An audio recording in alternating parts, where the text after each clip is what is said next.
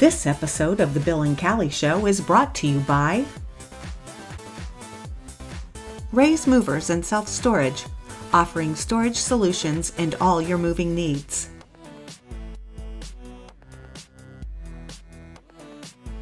Primitive Peddler, where unique gifts, country decor, and warm welcomes abound.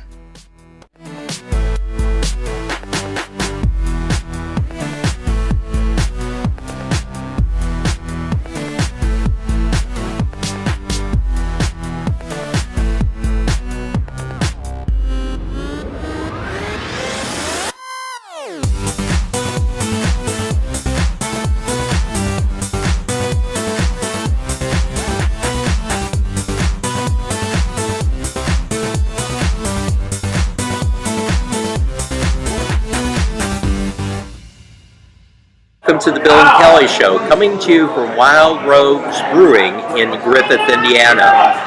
Today we have special guests with us, Mark and Mary Anne Neiner.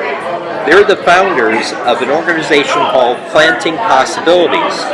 So Planting Possibilities is a non-for-profit organization that's goal is to improve the possibility of meaningful employment for adults with autism or other developmental disabilities. So welcome back to our show. Thanks, we had great you to be here, yeah. back a couple of months ago, I think it is, and we first met at another fundraiser for your organization, Yes. which our lovely co-host, Callie Risawa, is involved in a play, so she can't be with us today. But she actually was involved in that skit. That was the most unique fundraiser I've ever seen. That was... It was amazing. It was fun, very much fun. Yes. It took place at the Knights of Columbus up in Cedar Lake. Yeah, and so it was a variety show, I guess. It was. They brought back to life old vaudeville skits. Vaudeville, And right. it was just so unique, and just, it was really Rob fun. Krantz was the Grand Knight of the Council, and he thought of us. His dad Tom, and his brother Andy plays Special Olympics with Andy does, with yeah, his Andy. brother, his younger brother, yeah. But that's how we met, and then we invited you out on the show, and loved your story. So why don't you tell us the history about Planting Possibilities and how it came to be, and where you're at now. Okay, well, we have an adult son with autism, Eric. He's going to be 29 this week, actually. And what we saw with him and his friends as they grew up and they got towards the end of high school and after high school is that although Eric's very able, he needed a little bit of help really getting a job, and he was able to have a job in the community, as are many adults with mild disabilities. But they just need a little extra TLC to get there, and that's hard to find. So we started Planting Possibilities to help that little niche of our population with developmental disabilities who want to work out in the community and are able to, but just need a little help getting there, and that's what we do. Amazing. So talk about this, where you're at now. You kind of partnered with someone as a stepping. That's right. So when we first came to be and got our name out there, the Campagna Academy in Cherville heard of us, and what they are is they're a residential facility for kids who are in the foster system or wards of the state and such. And they have, they were going to have a population, a cottage of young men with intellectual disabilities. And they heard of us and said, hey, we have a nice science classroom here. We have a half-acre land. If you can come and be our guests and use our space. If you'll include our population of our students with developmental disabilities. And it's like, well, this is a win-win. I mean, talk about putting two things together that, would just mesh so well. So we were getting ready, so it's kind of like our pilot program. And they had a population that was really kind of what we would have targeted. And so it was just a perfect marriage of two organizations. And Campagna didn't put any conditions on us. Kind of the philosophy of the CEO is kind of let's just see what happens. and we took it and ran with it, and some of the boys liked the work. You know, we got some great volunteers, so retirees from the area, retired pharmacists, retired behavioral plan specialists. You know, we've got a great mix of people, local mom from the school district, and they come in, they like the boys, and the boys like them, and they like going through. Twice a week we have a class. We have one day of the week we have a horticulturalist come in, and he gives a lecture, and guys really politely listen to it, and some of it's a little over their head. And then we go out in the field and we'll plant some tomatoes, or depending on the time of year, we'll plant some seedlings, which we planted in February. We start in February, and now today I just planted about 200 tomatoes, because the weather is so bad and the boys are in school right now. They don't really have any help. And I got to get it in before it rains tomorrow or tonight. So, you know, we've got a lot of things. Pretty much every week we plant about 6 rows of corn. So we've got corn coming due, and the boys just love the corn. It's just salt and pepper, the yellow and white corn. We plant that out, and they get to eat it. We cook it in the class. You know, they get to put as much butter on it as they want. So. But the whole idea behind this is to teach them the skills to plant. Yes. Not only that, but maybe how to develop a career out of this. Some of the skills that not only for planting. More basic than that. I was reading my kind of job description from Campagna. They kind of wrote up for me, and I remember the day I kind of gave it to them. It's completing a task. I mean, that's what we're teaching. I mean, it doesn't matter if it's got to do with tomatoes or corn or any type of thing. You're completing a task, and that's a skill that has to be taught sometimes. Yeah, exactly. And these basic skills like that we all kind of take it for granted. You know, that young folks with disabilities sometimes have to be taught. Just kind of like that concept of, if you stick with something long enough, and that's why horticulture works, you can actually see along the way what your efforts are producing. So it's giving them a feedback of what their efforts have put in. Yes. And really the payoff is in the fall when they run out there and there's these big purple eggplants and there's big red or pink tomatoes, and they're so excited that you don't see them get excited about other things like that. It's pretty cool. And you know, it's just, you know, so it sounds like it's just gardening. And when people say, oh, it's just gardening, it's like, no, it's not just gardening. It's all this background stuff, ideas, concepts that, like I said, the rest of us kind of take for granted. That we're implanting in these young heads of, wow, if you work on something, you can be proud. You can be proud of what you do. One of the most interesting things is when you ask them, a horticulturalist will run down to things, okay, what does it take to get a job? And they all say high school diploma. Oh, you got to have a high school diploma. And I says, that's not the first thing. That's important. It's very important. But the most important thing is a good attitude. You need that for a job. And that gets them starting to think about, you know, how do you get a good attitude? So we really work with two different kind of groups, and one is the group, the boys at Campagna, and the other are young adults who are out of high school that we work with an organization called Voc Rehab. It's vocational rehabilitation, and it's a state organization, a state agency or state organization that works through local agencies such as ours to get adults with disabilities to get them employed, who want to be employed. And so we really kind of work with two different subgroups, okay?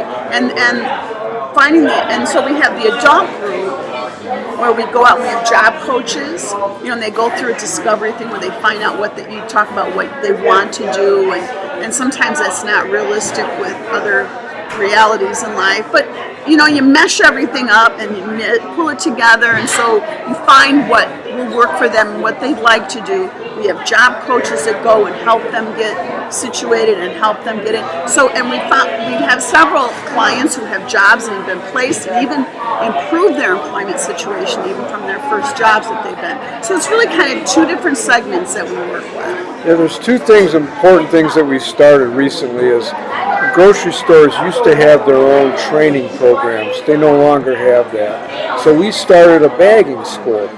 You think, a person with autism might find it intimidating going there, and all of a sudden the groceries start coming down the conveyor at them, and we teach them to how to bag.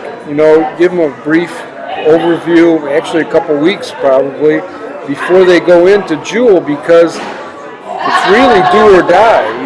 You have to perform the first day, and if you don't, you're fired and you can't come back. So what we do is we do a prep and we do a school where we have the cart, and we have bags and paper or plastic, and we bag all that, and the first person's been successful. He's been employed probably 6 weeks now. Wow. So really your avenue for all this training is pretty much the food industry, whether it be grocery, by coincidence, planting. Well, and mowing.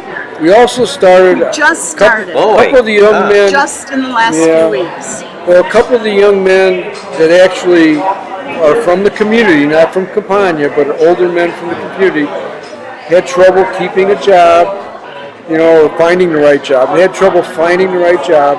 We started a mowing company where they mow with me, and today the first 2 men mowed with me for a couple lawns today. And so let's wait until it rains every day for weeks to start a mow.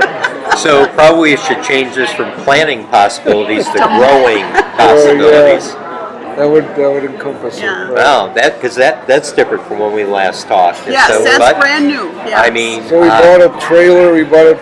We use push mowers. We got a nice Honda push mower with the twin blades, and I see the difference in that, the cutting and that. And we do a nice job, and we're reasonably priced.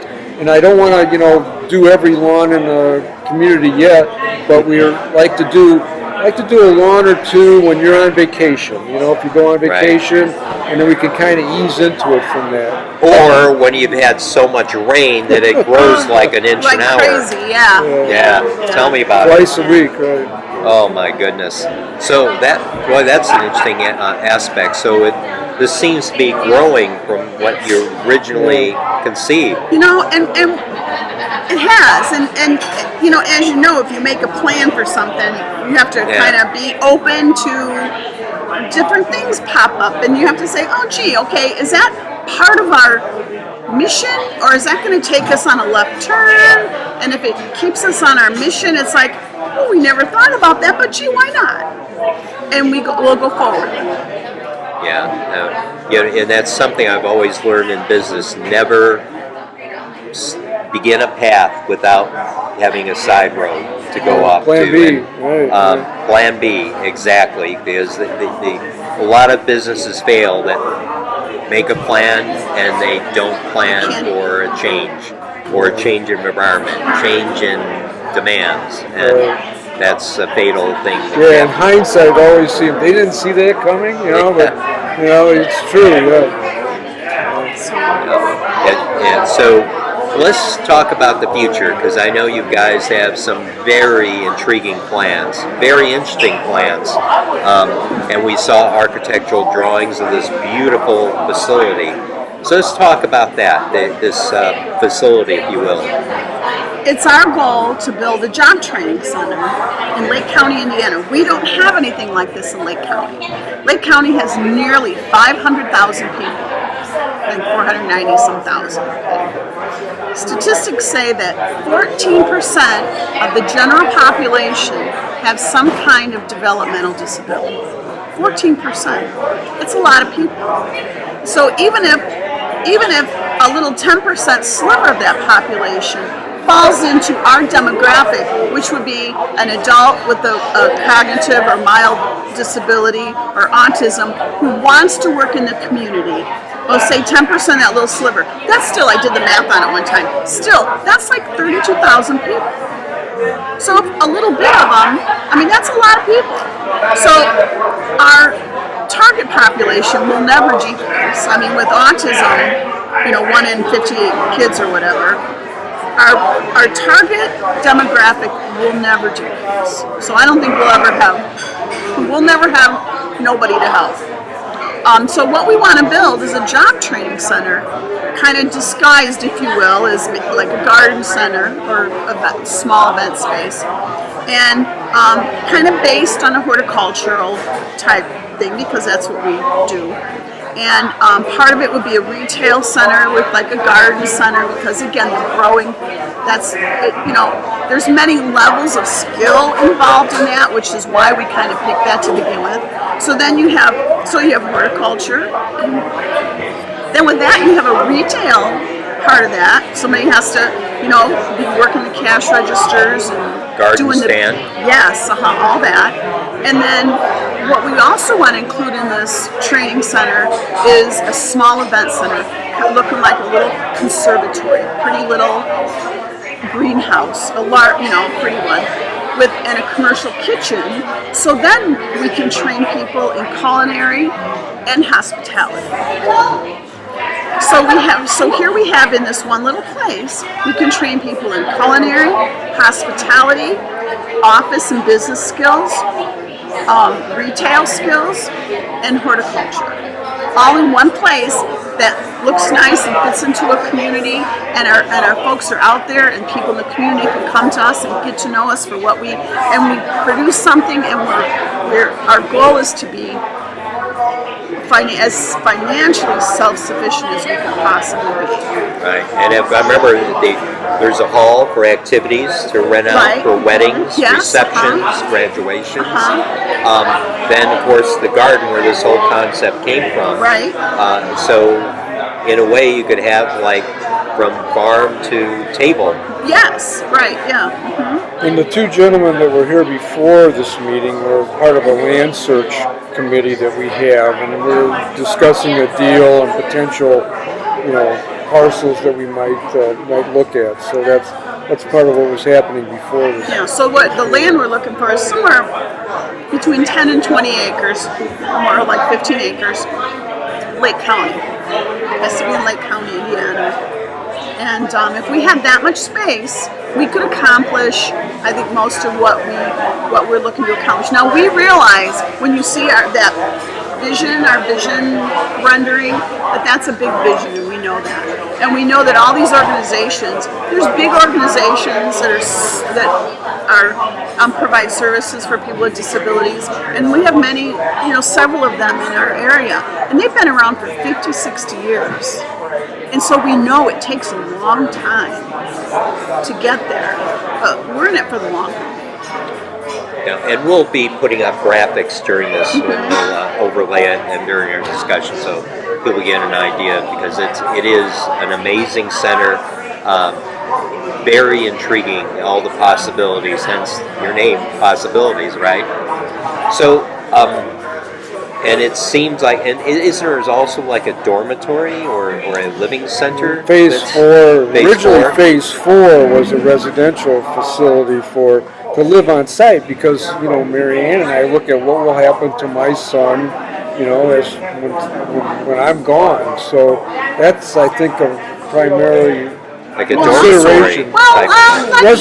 Residential homes. Right. Maybe they're cottages. Maybe they're little 3-bedroom cottages. Maybe it's an apartment building. I don't know. You know what? We'll make it. They might own it. Maybe they own part of it. Yeah. But the thing is, too, a lot of these adults, a majority of them, I would say, in our population, don't drive, and that's very, very limiting if you're going to have a job.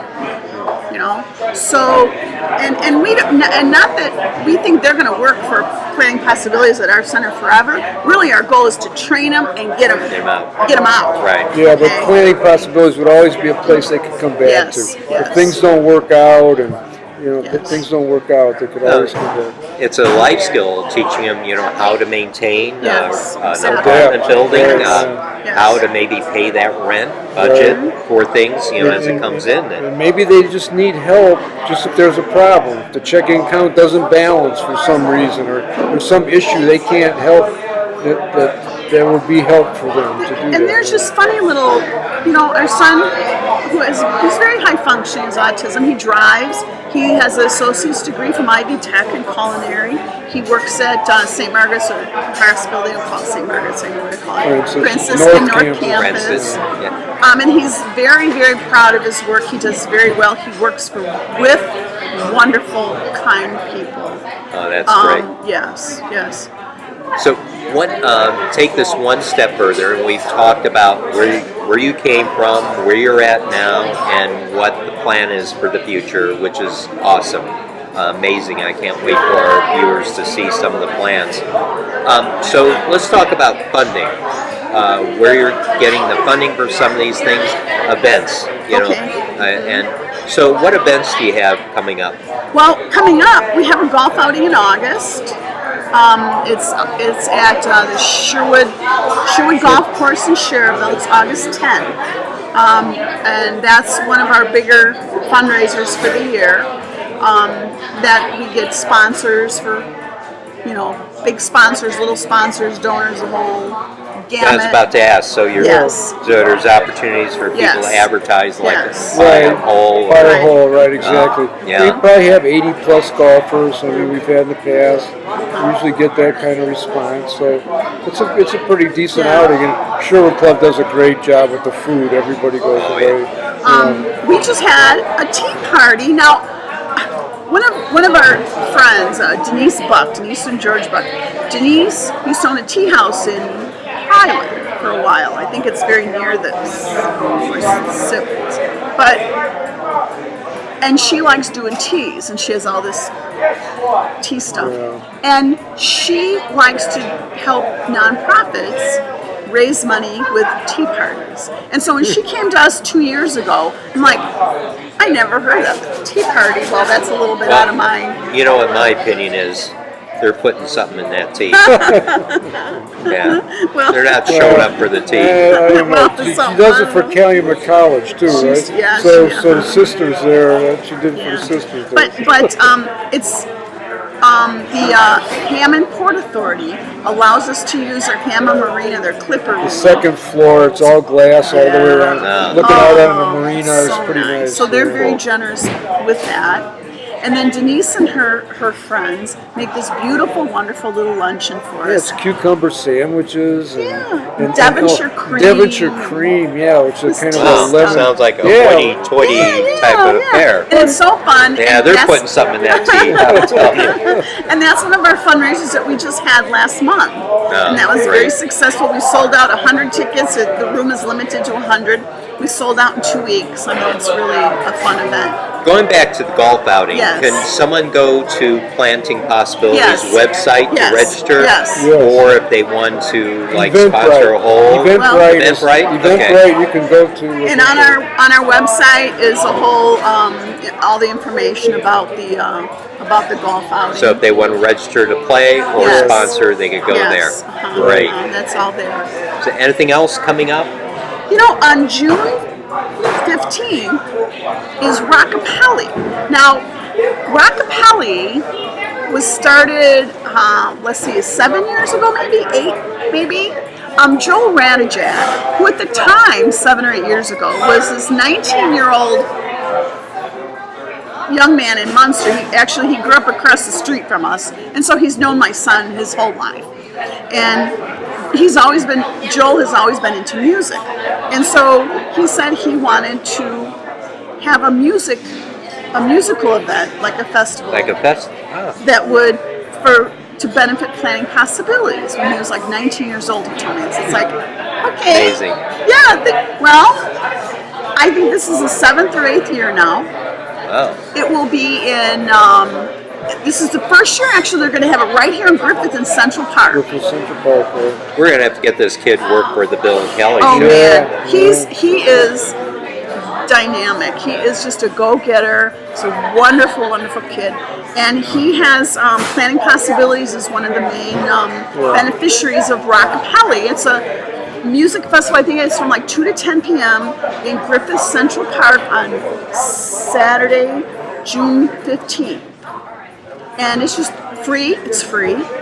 And they have events and stuff. I think they're going to have the Remax hot air balloon there this year. And they'll have... we'll be there. Yeah, we'll be there all day with all our information, our stuff about Planning Possibilities. And it's just a fun... they have local bands. playing all day long, and it's just a really fun event. It's free to come. Yeah, Nomad Planets is one of the bands, and they're a local band in Illinois, Indiana. Nomad Planets, Dirty Mac is Joel's band. Well, they might be playing this. I haven't seen the lineup yet for this year.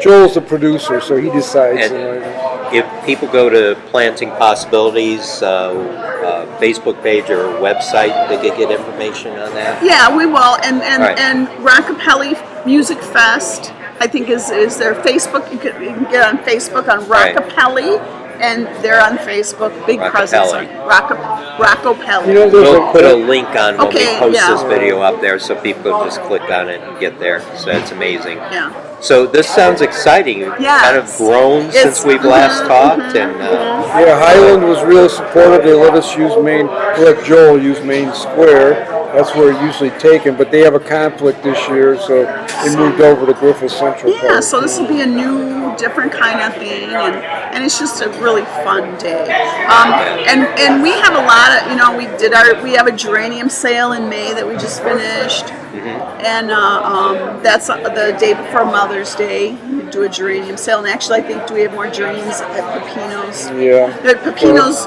restaurant in Cherville. The owner of that, Joe Danelli, is on our board, and so when we have leftover, we sell them from there then. So if you want to buy some geraniums, go on over to Pepino's in Cherville. I don't know how many are left. I haven't gone over to water them because I didn't need to. No, nobody needs to water anything now. And then we have a mum sale in September. So I mean, our summer, we're just like, from May to September, we're just all over the place. Well, it sounds like you got some neat events planned: the golf outing, the geranium sale, and the Rockapella. That sounds exciting. So we'll put all that information up on our Facebook page, or what we typically do is just attach it to the video when it goes up.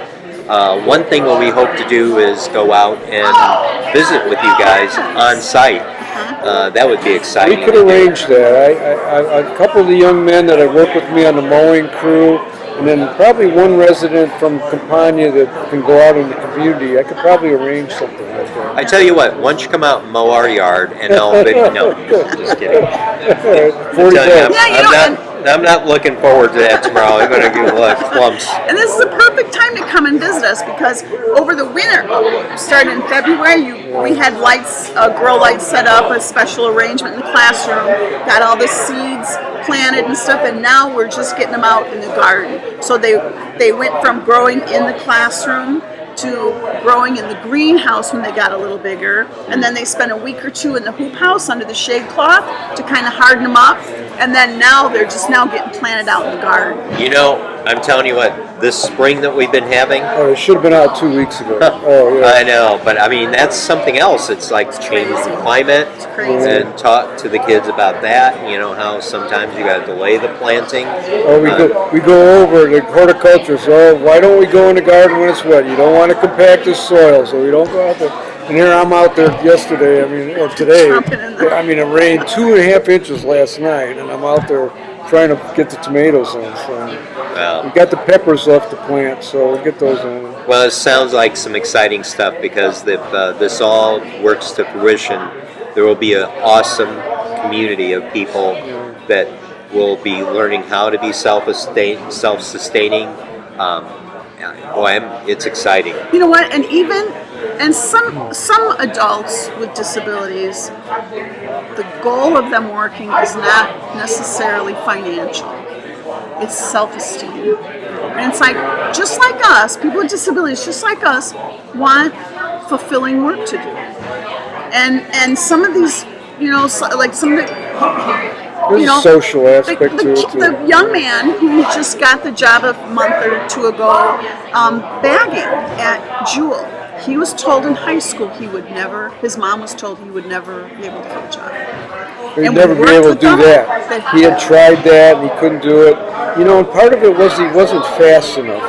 So one of our job coaches did the stacking. You ever see the stacking challenge where the teenagers do the stacking? Well, he kept doing that, and we'd time him. So he got faster and faster. And he was able to transfer that to the bagging. So, I mean, that was something she's had, her insights said, what can I make them to go faster? So it seemed to have worked, you know. That little. So like I said, again, things that we would not even think of. You know, it's like, well, then he's so pokey. It's like, how do you fix this? So we came up with a way to help fix it. Well, this is great. I tell you what, I appreciate you guys coming back on, sharing. One, because I can tell passionate people come on this show. We can tell we love passionate people, and we just can't wait to see. Every time we talk to you, there's something new coming up. So thank you for that. Thank you for. Great. Yeah, we're just anxious for you to come out and see what we do. Oh, yeah, I'm excited to do it. Yeah, I'm excited to get out there and video some of this and share it with our viewers. So with that, we better wrap up the show. Okay. Battery's going to run out, right? Okay. All right. So thank you very much. We wish you all a great weekend, the rest of the week, and goodbye for now. Thank you. This episode of The Bill and Callie Show is brought to you by Ray's Movers and Self-Storage, offering storage solutions and all your moving needs.